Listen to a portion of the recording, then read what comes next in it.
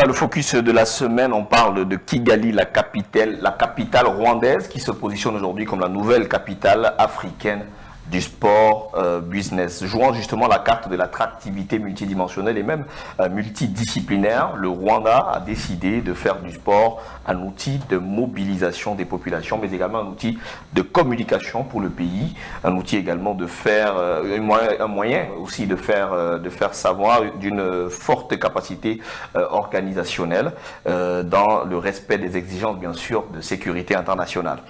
Cela inscrit donc le pays dirigé par Paul Kagame depuis quelques années déjà dans la dynamique d'une nation ayant fait du tourisme sportif son véritable cheval de bataille. On en parle dans cet élément signé Lorraine Mendo. Le Rwanda se positionne de plus en plus comme une plaque tournante des sports des salles sur le continent depuis l'inauguration de l'Arena de Kigali en 2019. Le pays a abrité depuis lors de nombreux événements sportifs internationaux, une ambition réaffirmée par le porte-parole du ministère des Sports, Oleg Karambizi, dans un entretien avec un média local. Commentant les avantages potentiels, M. Karazimbi a déclaré que le Rwanda vise à devenir une destination sportive et que l'organisation de ce type d'événement au Rwanda est la preuve que le pays est sur la bonne voie. Faut-il rappeler que le Rwanda est en liste pour organiser le championnat du monde de cyclistes professionnels de 2025 en concurrence avec le Maroc. Le tourisme sportif est un des secteurs du sport qui présente un potentiel de développement économique énorme pour ce pays situé dans la région des Grands Lacs africains.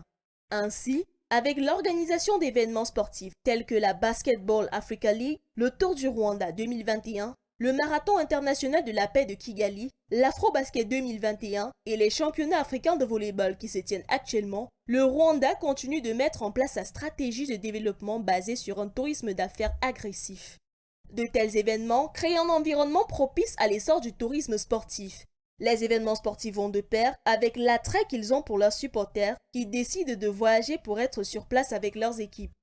Le pays y gagne en consommation liée directement aux événements, les hôtels, les restaurants, le transport local, etc. Un véritable vecteur d'emploi et de croissance pour le pays de Paul Kagame, dont la marque nationale Visit Rwanda est déjà sponsor officiel des grands clubs de football européens, à l'instar du Paris Saint-Germain et d'Arsenal.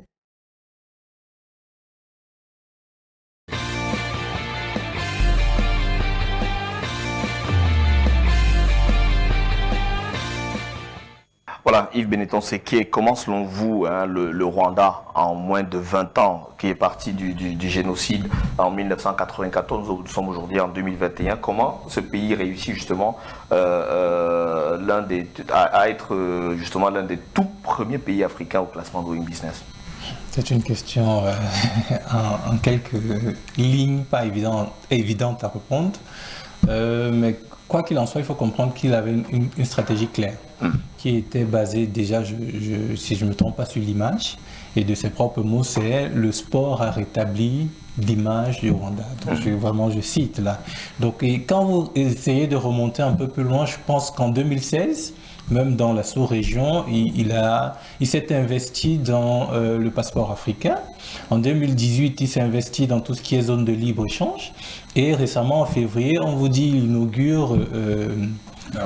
Voilà. Kigali Arena. Exactement. Et je pense que le temps est donné là, avec les campagnes de publicité, visite de Rwanda, avec Arsenal déjà, et tout récemment avec le Paris Saint-Germain. Donc, il obéit vraiment à un plan clair et il a tout de suite compris que l'infrastructure, c'est pas une infrastructure nationale. C'est pas un bien personnel. Et accueillir le sport, c'est vraiment garantir l'entretien déjà et la rentabilité de ces infrastructures. Mais comment construire un stade de foot si on ne peut même pas accueillir tous les acteurs qui vont faire vivre cette infrastructure? Donc, il a compris ce que je vais appeler le B.A.B.A. parce que c'est vraiment le B.A.B.A. mais dans l'application, ça coince dans certains pays. Donc, grosso modo, je pense que c'est un peu ça qui